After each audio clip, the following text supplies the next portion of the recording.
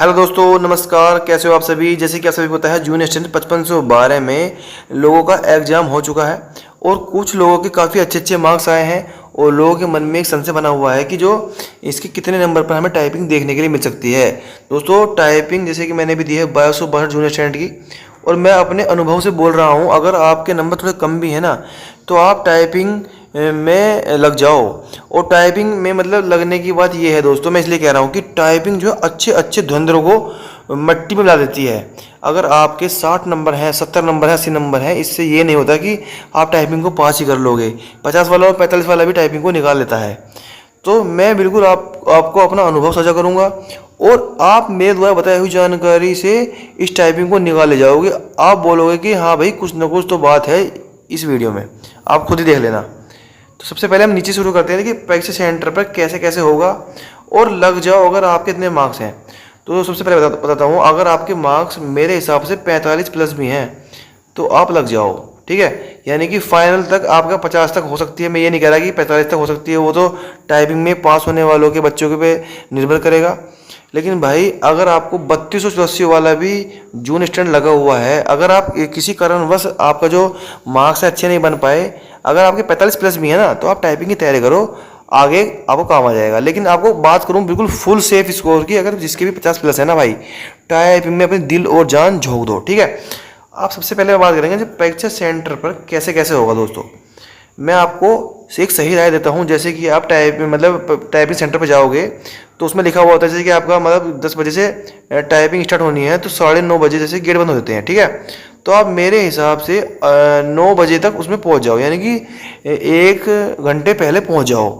उससे क्या होगा, जैसे भी आपको सामने जब पहुंचोगे अपनी लैब पर, ठीक है, आपको वहाँ जो डेस्कटॉप मिलेगा तो वहाँ पर छोटा सा कॉलम बना रहेगा, तो आप उस पर अपनी खटर पटर कर सकते हो। इंग्लिश में कर सकते हो फिलहाल स्टार्टिंग में।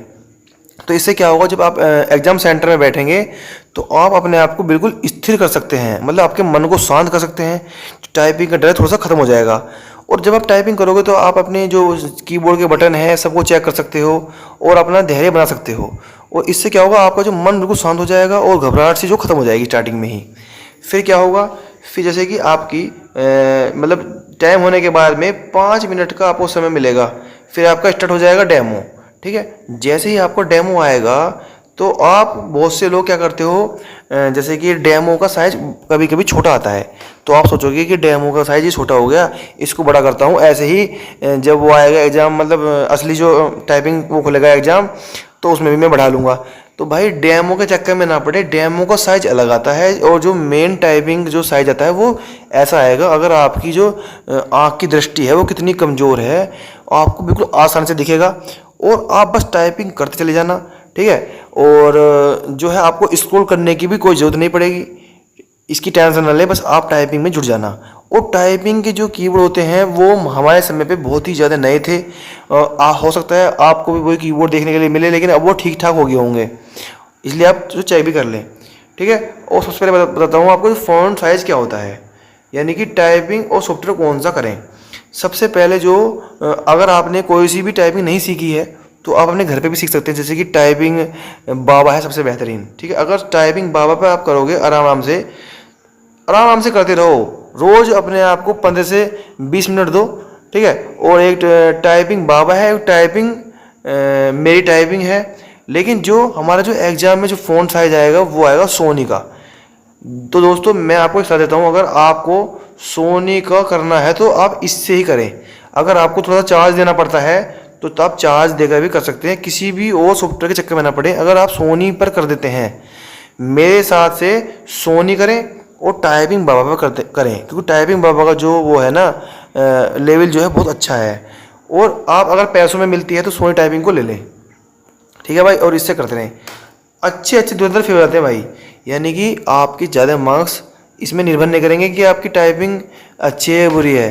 अगर आपके मार्क्स 80 भी हों, कोई फ़र्क नहीं पड़ेगा भाई, क्योंकि जब मैंने एग्ज़ाम में टाइपिंग दी थी ना भाई, मेरे हाथ ऐसे कांपने लग गए थे। और मैंने बल्कि 2 टाइपिंग पहले भी निकाली थी।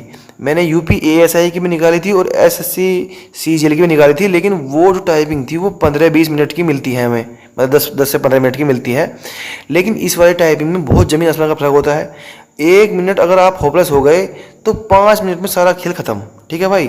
तो इसीलिए अपने मन को, अगर आप घबराएं तो वहाँ गहरी गहरी सांस लें और अपने आराम आराम से भी, अगर आप बस नेगेटिव ना करें, आराम आराम से करते रहेंगे तो दिक्कत नहीं आनेगी।